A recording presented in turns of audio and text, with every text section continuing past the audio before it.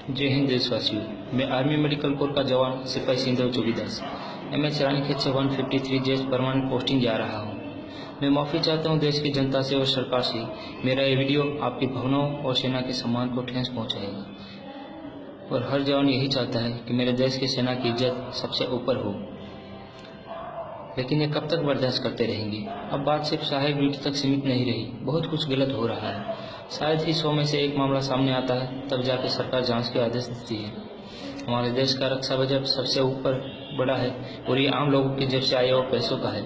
जवानों को सुविधा तो बहुत कुछ दी जाती है, लेकिन ये सब दिखावा है। बहुत सारी यूनिटों में खाना भी दिया जाता है तो सिर्फ जिंदा रहने के लिए, ना कि ज़रूरत के लिए। सबसे सस्ता सब्जी, सबसे सस्ता फ्रूट और सबसे घटिया खाना दिया जाता है।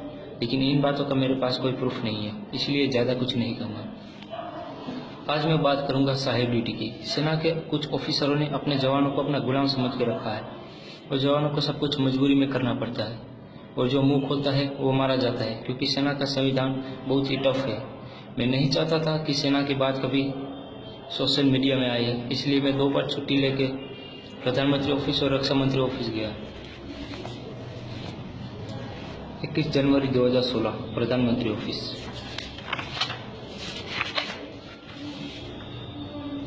21 जनवरी 2016 रक्षा मंत्री ऑफिस,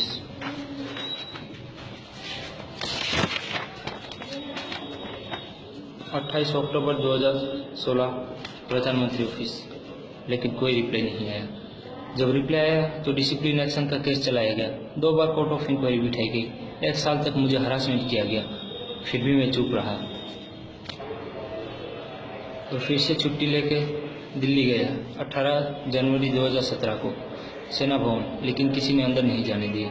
फिर एक लेटर लिखा जनरल बिपिन रावत साहब को, लेकिन कोई जवाब नहीं आया और आखिर में मुझे चार्जशीट से नवाजा गया, क्योंकि मैंने ऑफिसरों के खिलाफ लिखा था। 2 बार ऑलरेडी पनिशमेंट दे चुके थे और आखिर में एक अच्छे कमांडिंग ऑफिसर के अंडर में रहते हुए 14 दिन पे फाइन दिया गया।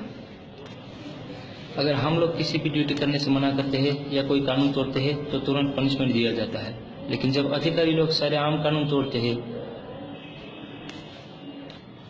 तो क्या उनके लिए कोई कायदा कानून नहीं है? इस केस का एंडिंग और सबकी खामोशी से तो यही साबित होता है कि सेना का संविधान सिर्फ जवानों के लिए ही बने हैं, ना कि ऑफिसरों के लिए। पूरी सेना गलत नहीं है, लेकिन कुछ ऑफिसरों की वजह से पूरी सेना पे कीचड़ उछलता है। हमें दुख होता है कि दुश्मनों की बजाय हमें अंदर ही अंदर आपस में अपनों से लड़ना पड़ता है। ये बात सच है कि इसके बदले हम ड्यूटी के बदले में हम पगार लेते हैं, लेकिन हम अपनी ज़िंदगी का सबसे अहम समय हम सेना को अर्पित करते हैं। मेरे कई फौजी भाइयों ने इस जंग में अपनी जान की बाजी लगा के जोड़े हैं और समय समय पर आवाज़ उठाते रहे हैं।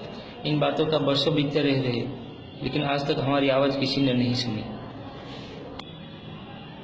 लेकिन अब यह संघर्ष ज़्यादा वक्त नहीं करना पड़ेगा।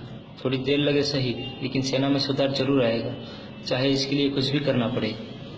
इतिहास गवाह है कि सेना इस बात को कभी एक्सेप्ट नहीं करेगी, लेकिन मैं अपनी बातों पर कायम हूँ। अगर मेरी बताई हुई बातों पर किसी को डाउट है तो खुद मुझे मिल सकता है या मुझे कांटेक्ट कर सकता है। मेरा एड्रेस है तहसील Maliya Hatina, district Junagadh, state Gujarat. Number है 9998451359। नाम है सिंधव जोगीदास। आज मैं जा रहा हूँ प्रधानमंत्री जी और रक्षा मंत्री जी के ऑफिस में, और ये सारे लेटर मैं मीडिया के जरिए आप तक पहुँचाऊँगा। मैं एक सवाल पूछना चाहता हूँ देश की जनता से और सरकार से। क्या आज तक की सरकारें वाकई इस बात से अनजान रही है या जानबूझ के हमारी बातों को नज़रअंदाज किया जाता है? मैं आपके जवाब का इंतज़ार करूंगा।